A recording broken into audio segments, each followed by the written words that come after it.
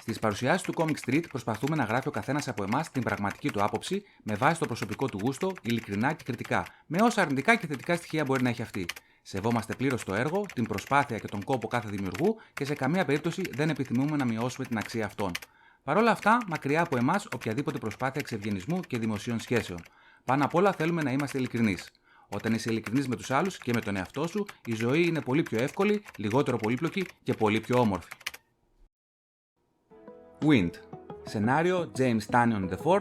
Σχέδιο Μιχάλης Διαλυνάς. Μια έκδοση της Boom Studios.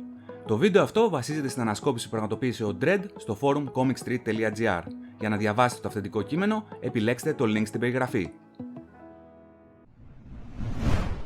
Σε έναν κόσμο που η μαγεία είναι απαγορευμένη και οι χρήστες της τιμωρούνται με θάνατο, ένα μικρό αγόρι με το όνομα Wind είναι αναγκασμένο να κρύβει την πραγματική του ταυτότητα και τα μυτερά του αυτιά, τα οποία υποδηλώνουν τη μαγική του καταγωγή. Όταν το μυστικό του κινδυνεύει να αποκαλυφθεί, θα πρέπει να το σκάσει από την πόλη που μεγάλωσε, το Pipe Town,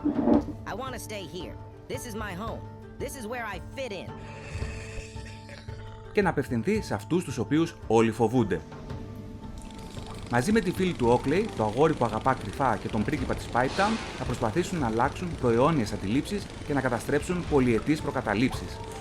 Ενώ παράλληλα ο Wind, μέσω οραμάτων και φιαλτών,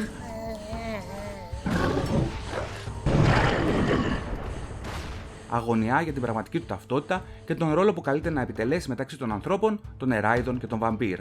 Επί της ουσίας δηλαδή το μέλλον όλου αυτού του φανταστικού κόσμου.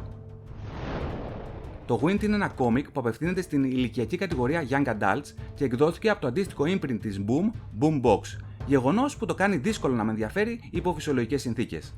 Λίγο το ότι είναι γραμμένο από τον James Tannion, τον συγγραφέα που αγαπώ να μισώ, και λίγο το ότι βγήκε με πολύ σπρώξιμο στην περίοδο της καραντίνας, το αγόρασα τελικά και το διάβασα με αρκετή καθυστέρηση. Ενώ περίμενα ή να το ξεπετάξω στα γρήγορα ή να το βαρεθώ, τελικά με κράτησε. Και με κράτησε καλά. Το σύμπαν που έφτιαξε ο Tannion είναι μελετημένο και παρόλο που πατάει σε όλα τα γνωστά fantasy κλισέ, το δίνει με εύκολο, αβίαστο και μοντέρνο τρόπο, χωρίς να παγιδεύεται και να περιορίζεται από αυτά. Η ιστορία ουσιαστικά είναι μια coming of age παραλλαγή. Μια παραβολή εναντίον της μυσαλλοδοξίας, του συντηρητισμού και των πατροπαράδοτων πρέπει και φαίνεστε.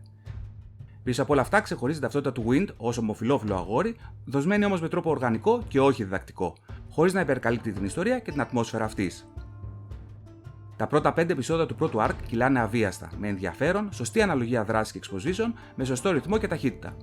Στο δεύτερο arc εμφανίζονται τα γνωστά θεματάκια του Tannion, με τα πράγματα να μπλέκουν λίγο χωρίς ιδιαίτερο λόγο, αλλά όχι σε μεγάλο βαθμό και σίγουρα όχι τόσο ώστε να επηρεάζει την ροή ιδιαίτερα. Ο βασικός λόγος βέβαια που το επέλεξα ήταν το σχέδιο του Μιχάλη Διαλυνά. Έχοντας υπόψη το ηλικιακό κοινό στο οποίο απευθύνεται, η μεγάλη πλειοψηφία των σελίδων είναι με φωτεινά χρώματα, με πλακάτ φόντα και με ελαφριά μελάνια χωρίς πολλές σκιές. Σε κάποια σημεία όμως, ειδικά στο δεύτερο τόμο, η κατάσταση γίνεται λίγο πιο σκοτεινή και εκεί φαίνεται η ικανότητα του Διαλυνά να αποδώσει περισσότερο πολύπλοκες και γεμάτες σκηνές. Συνολικά, πιστεύω ότι κρατάει καλά την ισορροπία που απαιτεί το αναγνωστικό target group και κάποια πράγματα που δεν μου έκατσαν καλά, όπως για παράδειγμα οι φιγούρες, δεν είναι θέμα ικανότητας αλλά καρτουνίστικης απόδοσης. Γενικά, μου φάνηκε μια ιστορία η οποία ήξερε που πηγαίνει και αποδόθηκε με σωστό τρόπο. Είναι μια αρκετά καλή δουλειά, η οποία είμαι σίγουρος ότι αν ήμουν 234 χρόνια μικρότερος θα την απολάμβανα ακόμα περισσότερο. Με μεγάλη καθυστέρηση διάβασα και τον τρίτο τόμο, ο οποίος με εξέπληξε ευχάριστα.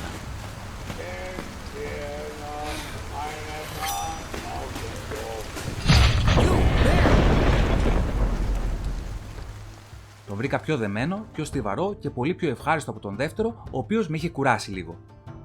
Δεν εισάγονται πολλά καινούργια πράγματα, τουλάχιστον όχι τόσο ώστε να μπερδέψουν την κατάσταση περαιτέρω, και πέρα από έναν βασικό κακό και μια είσοδο έκπληξη, βλέπουμε πάνω κάτω τους ίδιους χαρακτήρες να συνεχίζουν το ταξίδι τους.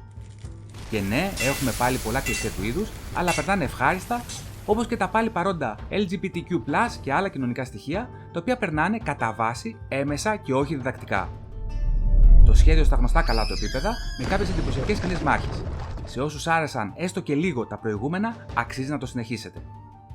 Το σύνολο της σειράς ως τώρα συγκεντρώνεται σε 3 trade paperbacks. Η Καμπούκη σημειώνει: μου άρεσε πάρα πολύ και ας μην είμαι ιδιαίτερα φαν του fantasy. Το κατατάσσω στα καλύτερα κόμιξ του Tannion από άποψη σεναρίου, με ένα πολύ ταιριαστό σχέδιο και χρώμα του Διαλυνά που τα σπάει. Ο πρώτος τόμος εστιάζει περισσότερο στο world building και στη γνωριμία με τους ήρωες, κάτι το οποίο το κάνει πολύ καλά. Με έκανε να ενδιαφερθώ από πολύ νωρίς για την τύχη του Wind, όπως και όλων των υπόλοιπων. Οι χαρακτήρες έχουν διαφορετικές προσωπικότητες που στέκονται ανεξάρτητα και αυτό είναι κάτι που εκτιμώ. Ο κόσμος στείνεται με σταθερές βάσεις και αποπνέει αληθοφάνεια. Το σχέδιο του Διαλυνά είναι πολύ όμορφο, με μεγάλη πλαστικότητα εκφράσεων στους χαρακτήρες και εντυπωσιακή απεικόνιση των κόσμων του κόμικ. Γλυκό και τρυφερό που χρειάζεται και δυναμικό ή τρομακτικό όπου πρέπει. Στα πολύ θετικά του κόμικ, πέρα από την μπλοκή, τους χαρακτήρες και το σχέδιο, θα προσθέσω και το πόσο καλά εισάγουν οι δημιουργοί τη σεξουαλική ταυτότητα του Wind που αντιμετωπίζεται πολύ φυσιολογικά από τους γύρω του, φυσικά και καθόλου βεβαιασμένα. Το diversity στοιχείο του ήρωα είναι ουσιαστικά η μαγική του ταυτότητα και τα μυτερά του αυτιά. Ο δεύτερος τόμος επικεντρώνεται περισσότερο στην εξέλιξη χαρακτήρων και στην εισαγωγή νέων. Υπάρχει εξέλιξη και στην μπλοκή, αλλά αυτή είναι πιο αργή. Βλέπουμε τα πολιτικά παιχνίδια ανάμεσα στους κόσμους και μπαίνουμε όλο και πιο βαθιά στην υπόθεση. Είναι ο λιγότερο αγαπημένος μου τόμος, καθώς εισάγει μπόλικους νέους χαρακτήρες και πολλή συζήτηση. Ταυτόχρονα όμως έχει κάποιες πολύ δυνατές στιγμές και μαθαίνουμε κάποια περισσότερα πράγματα για τη μυθολογία των κόσμων. Οι σελίδες που αναφέρονται στην μυθολογία κοσμογονία είναι και οι αγαπημένες μου εικαστικά. Γενικά ο Διαλυνάς κάνει πολύ καλή δουλειά έτσι κι αλλιώς, αλλά ειδικά σε αυτές δεν παίζεται. Ο τρίτος τόμος έχει την περισσότερη εξέλιξη και δράση ως τώρα, καθώς οι κόσμοι και οι χαρακτήρες έχουν πλέον χτιστεί. Οι δημιουργοί χρησιμοποιούν τα κλισέ, χωρίς όμως να παγιδεύονται σε αυτά, και ο τόμος ολοκληρώνεται με ένα cliffhanger που απαιτεί την άμεση ανάγνωση της συνέχειας. Τέλος, ο Dread μας ενημερώνει μέσα από τη σελίδα του Μιχάλη Διαλυνά στο Facebook ότι το επόμενο arc του Wind θα κυκλοφορήσει φέτος, τον Νοέμβριο του 2024, με τίτλο The Power of the Blood.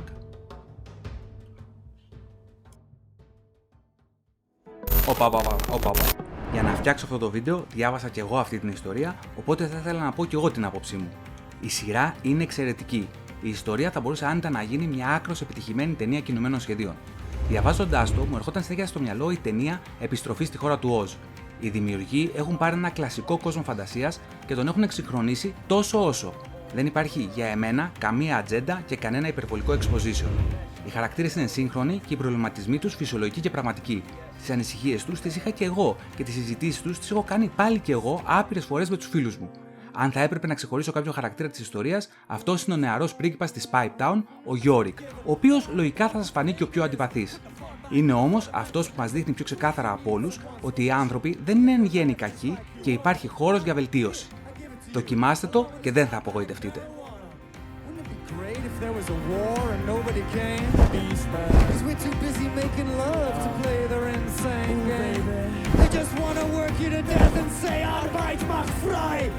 Fuck that and fuck the rules. We'll just